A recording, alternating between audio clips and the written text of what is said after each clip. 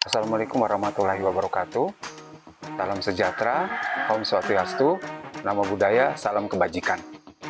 Perkenalkan, saya adalah Fredrik Bastian Kawani, Sarjana Ekonomi Manajemen Manajemen.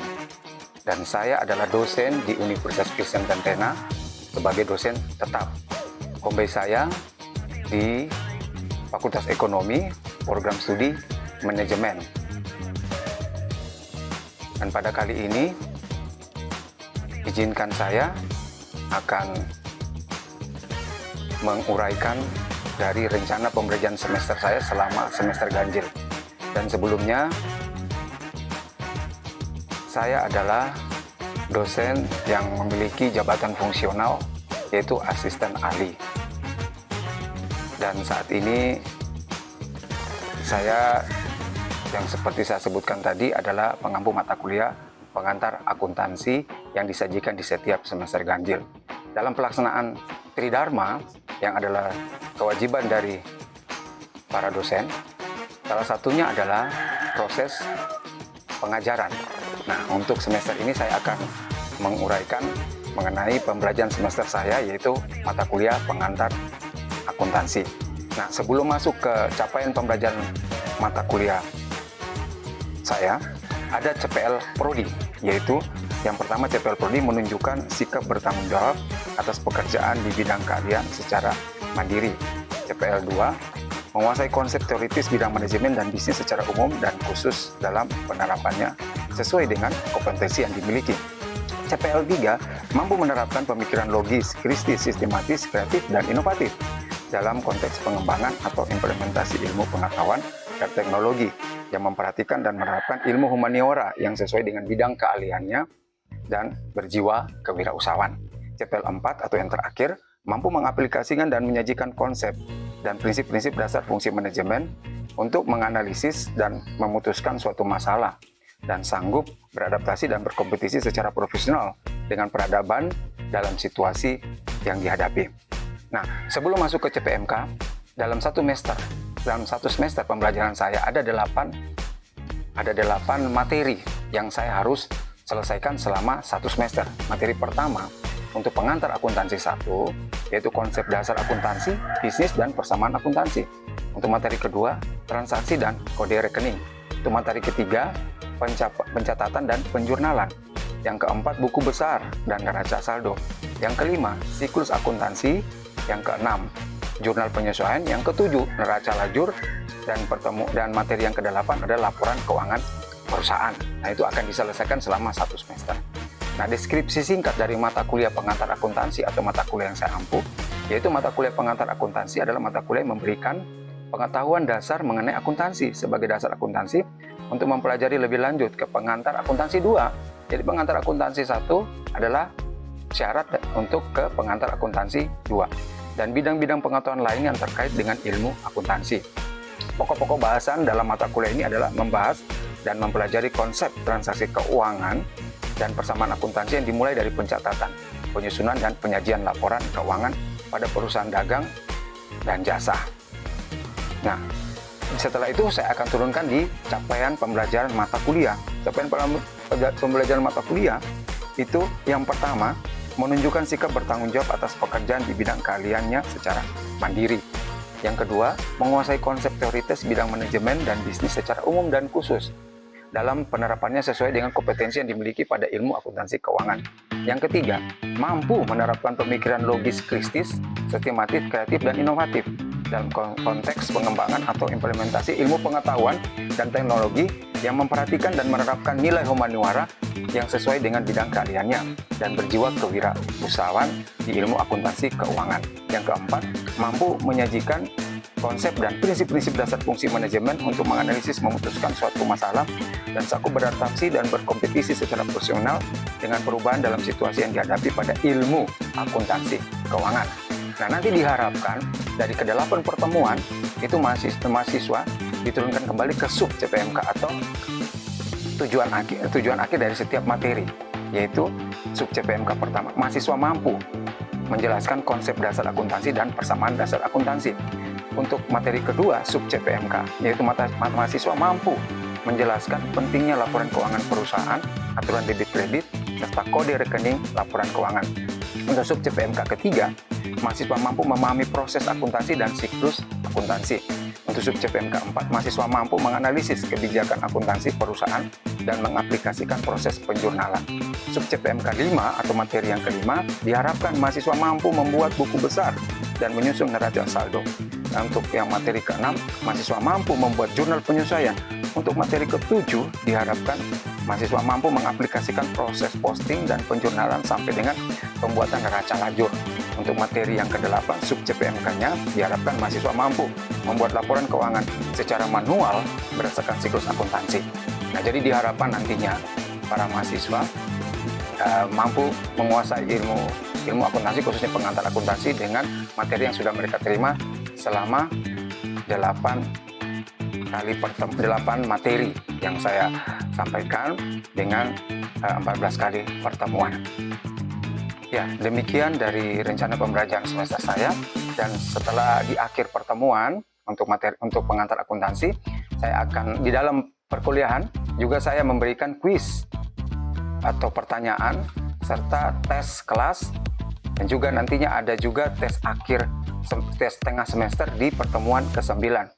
Untuk tes akhir semester itu di pertemuan ke-16. Nah, dari situ akan didapatkan hasil yang terbaik, yang maksimal dari para mahasiswa dalam mereka memahami, menguasai dari mata kuliah yang saya sajikan dalam 1 semester itu. Terima kasih atas perhatiannya yang memberikan kesempatan kepada saya untuk menjelaskan, menyampaikan dari rencana pembelajaran semester bagian dari Tridharma, khususnya di bidang pengajaran. Baik, terima kasih. Assalamualaikum warahmatullahi wabarakatuh. Salam sejahtera.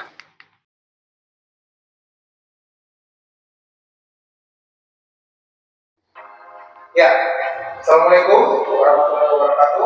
Waalaikumsalam warahmatullahi wabarakatuh. Dan selamat pagi. Ya baik, para mahasiswa yang hadir pada pagi hari ini, pertama-tama kita akan memulai dengan doa. Sebelumnya saya meminta daripada kalian mungkin ada salah satu yang bisa membuat kita dalam doa. Ya, silakan. Dia membawa kita dalam doa. Mari silakan.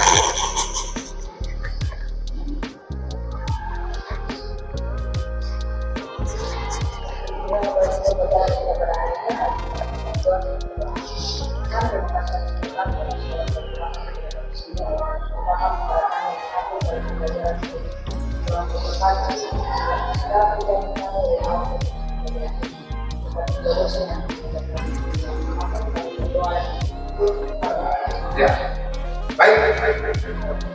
Kita akan mulai untuk membahas materi. Sebelumnya ada materi yang sudah pernah kita pelajari di pertemuan pertama minggu lalu, dan untuk pertemuan kita yang kedua ini kita akan pelajari tentang transaksi dan Penjurnalan. Yang pertama-tama di sini bahwa kita harus mengenal terlebih dahulu dalam akuntansi itu ada yang namanya siklus Akuntansi. akuntansi. Nah, dalam siklus akuntansi itu yang pertama adalah Transaksi. Kemudian dari transaksi masuk ke Penjurnalan. setelah penjurnalan masuk ke posting. Buku besar.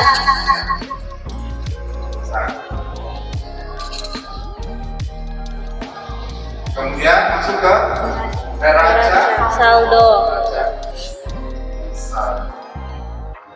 Nah, sebelum kita melangkah, kita masuk kepada materi.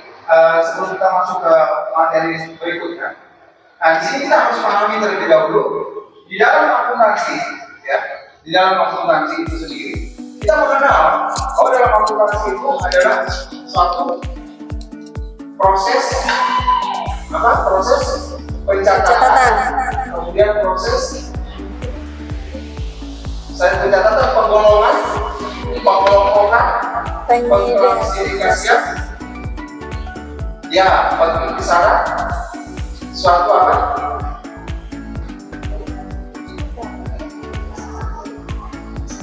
Ya, jadi pengkisaran aktivitas keuangan dalam suatu organisasi dengan tujuan untuk pembuatan laporan keuangan yang ditujukan kepada siapa? Pengambil keputusan.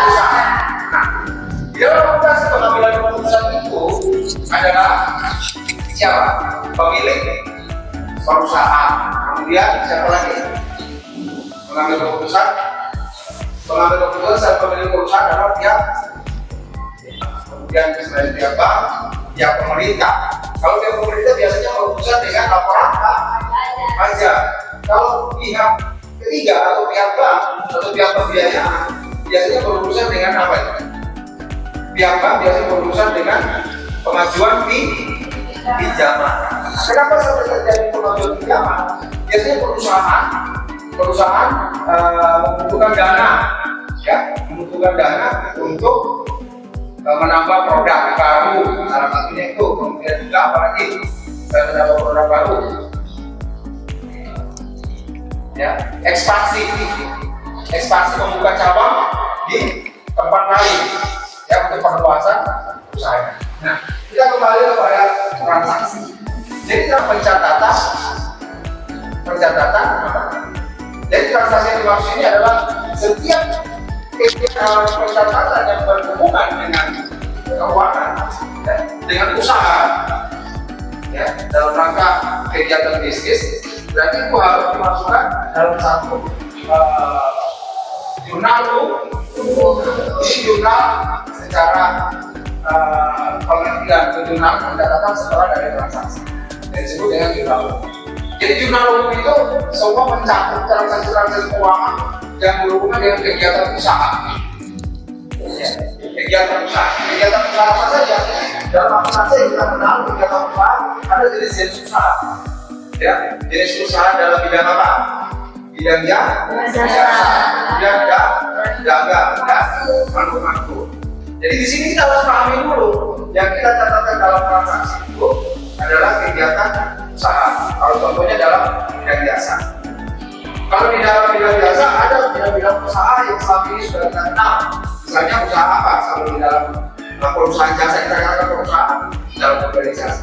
Jadi perusahaan jasa ada beberapa usaha dalam perusahaan jasa itu yang selalu dan biasanya sudah kita kenal. Seperti contoh jasa laundry, jasa travel, jasa menjahit, jasa menjahit rambut, bukan ya? Jasa rambut dan salon. Berarti kalau perusahaan jasa itu berhubungan dengan transaksi yang bersifat seperti apa? Menjual tenaga, bukan berupa barang, tetapi jasa. Nah, itu transaksi yang ada di dalam perusahaan jasa. Kemudian kalau perusahaan dagang, kita review kembali ya, apa saja jenis-jenis daripada bentuk usaha jasa dan bentuk usaha. Nah, perusahaan dagang biasanya berbicara transaksinya tentang jual beli barang, ya. Itu. Kemudian kalau perusahaan fabrikasi atau manufaktur, berarti ada proses. Kalau di perusahaan dagang, berarti kita beli barang kemudian kita jual kembali. Keuntungannya dapat dari selisih beli dan jual. Nah, itu perusahaan dagang. Kalau perusahaan fabrikasi, perusahaan manufaktur, berarti dia memulai prosesnya dari belum jadi kemudian menjadi barang. Jadi seperti apa contohnya? Menjual apa? Usaha apa? Usaha label. Dan contohnya kayak kursi. Kursi kan bahan bakunya dari kayu. Kemudian bahan penolongnya apa saja? Paku. Kemudian apa? Cat. Kemudian apa lagi? Nah, seperti itu ya. Ya, jadi perlu dipahami. Kita harus tahu dulu. Jadi sebelum kita mengenal transaksi, kita harus mengenal dulu bentuk-bentuk perusahaan. yang pertama tadi dikatakan ada perusahaan jasa, ada perusahaan dagang, ada perusahaan aplikasi. Nah, ketika kita masuk ke transaksi, contoh sederhananya, kita tadi sudah berbicara tentang perusahaan dagang. Yang akan kita catat di situ, misalnya contohnya kita menangani usaha jasa apa? Usaha jasa contohnya jasa apa? Travel. Oke, baik. Di dalam bisnis travel yang kita akan catat itu apa saja transaksi keuangan. Misalnya mencatat biaya apa? Dalam usaha travel biaya apa saja yang keluar? Misalnya biaya bahan bakar ya. Kan travel itu berhubungan dengan benda. Nanti yang akan dikeluarkan adalah jasa ini jasa travel ya. Jasa travel.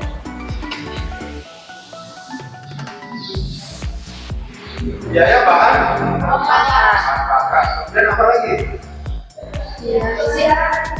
Penggunaan mesin. Apa lagi?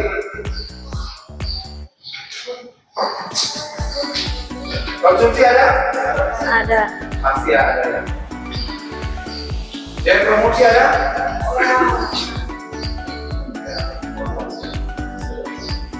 Nah, jadi setiap transaksi atau aktivitas yang di dalamnya ada pencatatan tentang pendapatan dan pengeluaran.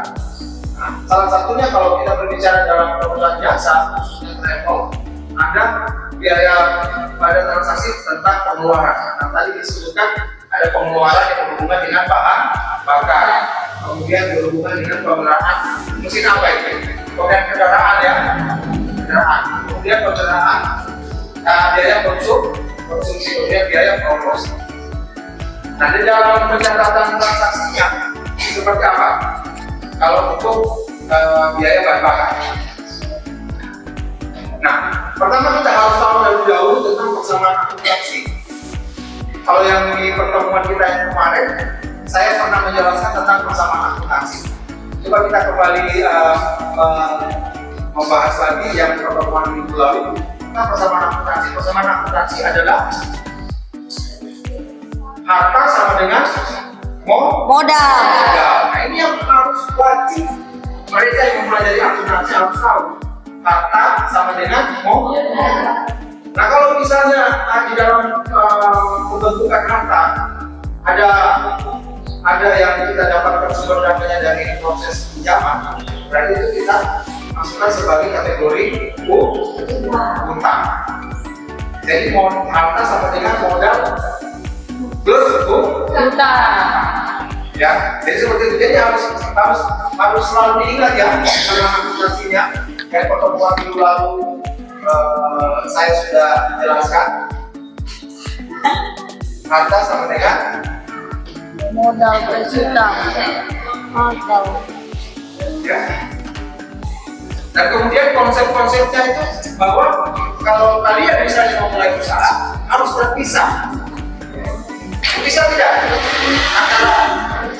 antara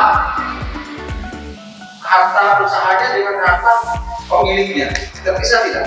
Harus terpisah.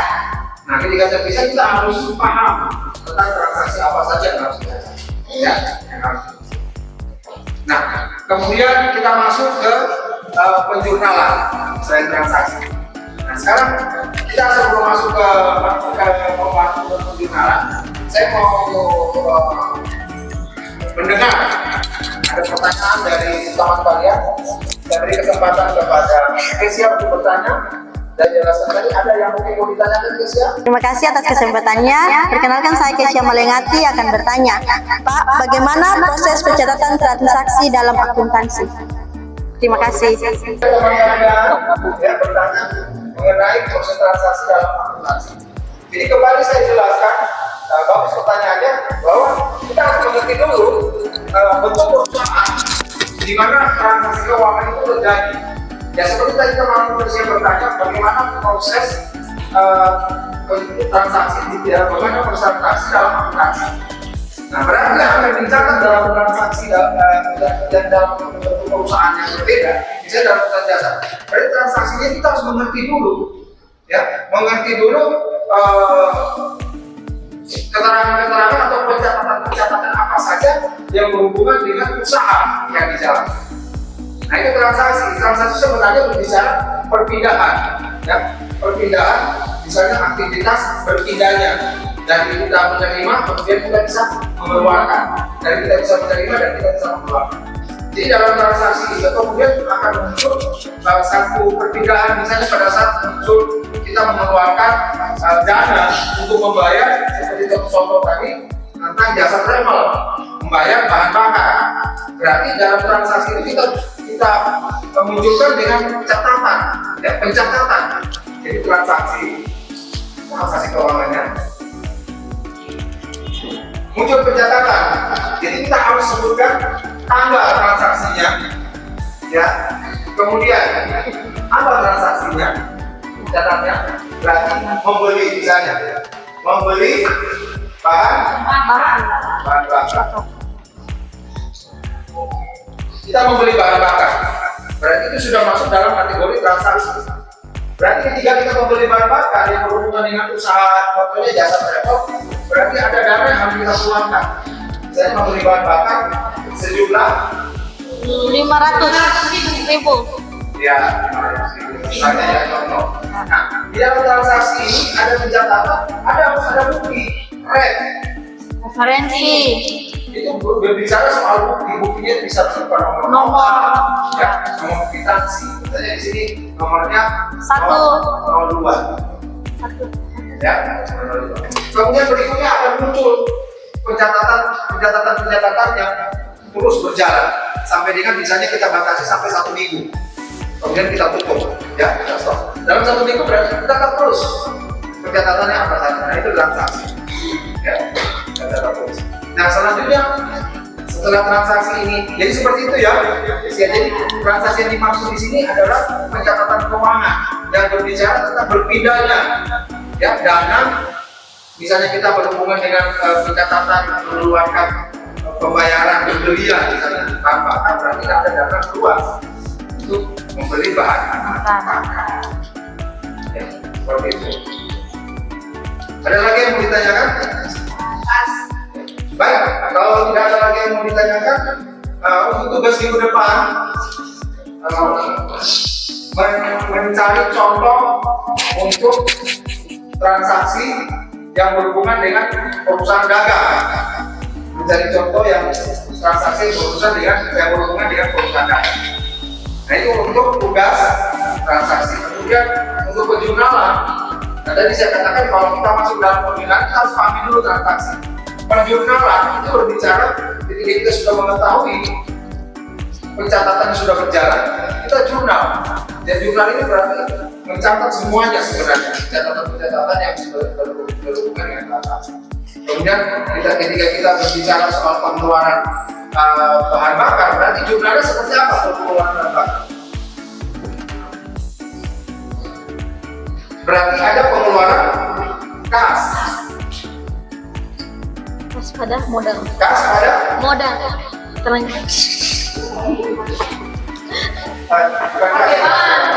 ini adalah biaya bahan bakar fokus ya pada kas. Pada Kas. kalau dalam transaksi kas berkurang, biaya bahan bakar timbul, Tambah. ya, muncul. Belum bertambah kan, kalau bertambah bisa juga bertambah. Jadi transaksinya dibuat jurnal, biaya bahan bakar muncul, kemudian Kasnya berkurang. sebesar berapa? 500.000. Oke, seperti itu ya kalau dari jurnal. Ya, jadi cukup dulu untuk pertemuan kita saat ini. Kita akan ketemu di minggu depan. Jangan lupa tugasnya yang sudah saya tadi